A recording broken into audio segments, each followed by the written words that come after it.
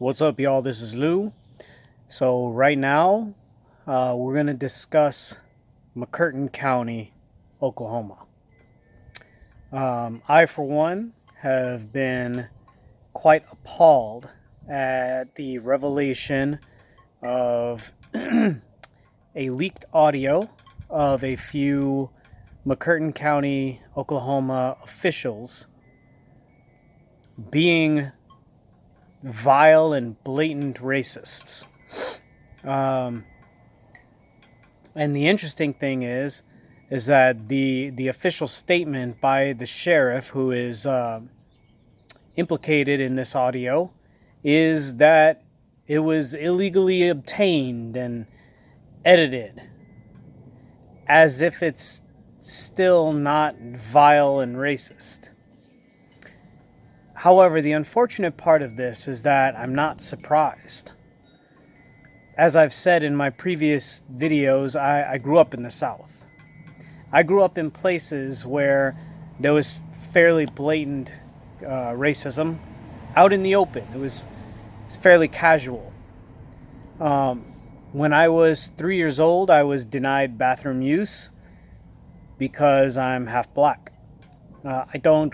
I have vague memories of this incident. I don't remember the exact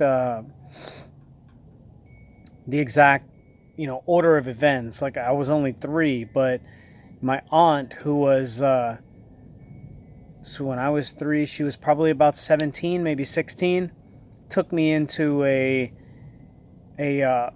restaurant in Cobb County, Georgia, because I needed to use the bathroom. We were on a family trip from Florida to New York for a funeral, for my great-grandfather's funeral.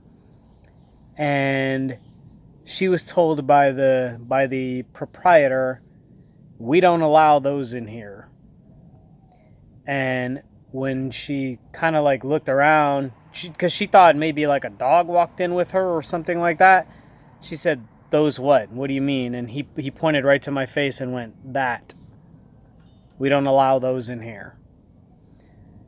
From what I understand, both my father and my grandfather were on this trip, and they essentially cleared the place out. It was probably the only time in my grandfather's life where he stuck up for a minority against another white person.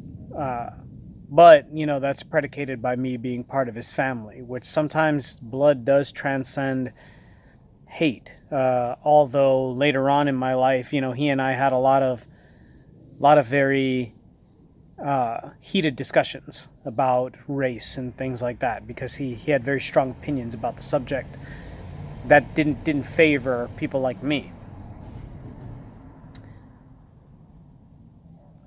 I also had a discussion once with a conservative colleague who essentially told me that he felt like racism was just over in America, like it was no longer a thing.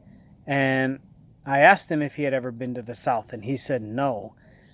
When I explained to him that there were still sundown towns, he was kind of taken aback, but he still didn't think that provided enough example of the regular occurrence of racism, or at least he said maybe down there. However, he himself is a racist, which is pretty funny.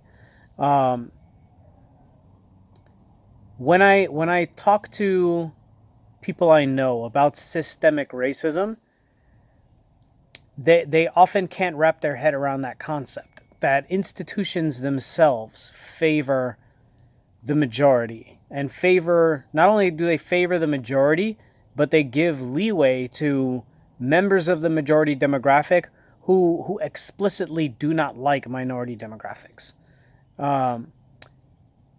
They have a hard time grasping this concept. And in order to demonstrate this, I'm going to use this as an example, because I'm not going to talk about banks denying loans to minorities who have better credit scores than white people. I'm not going to just point to sentencing for same crimes by the different demographics. All you need to look at to understand how this exemplifies systemic racism is the fact that the governor of Oklahoma is essentially recommending that this sheriff resign his post. This sheriff who talked about lynching black people, who also discussed murdering a reporter who was uncovering corruption in that county. I recommend you resign. Why is it up to him? If the systems are not tolerant of this, how could it be left up to him whether he concedes power?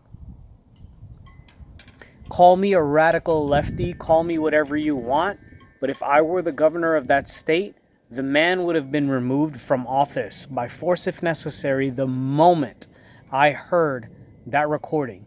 And some people would say, oh, so you would become a tyrant? You would roll in state National Guard and forcibly remove him from an office? The moment you reveal that you are a vile, disgusting racist who thinks that you should have the power to execute black people that you don't like, and you say that because you can't execute them, they now have more rights than you, because that was also said. The moment you say something like that in the same conversation as discussing killing a reporter who is reporting on your corruption, trampling the First Amendment of the Constitution, trampling the Due Process Clause of the Constitution, you don't believe in any of this, you no longer are allowed to hold office. It's that simple. You are not permitted to hold office beyond that point.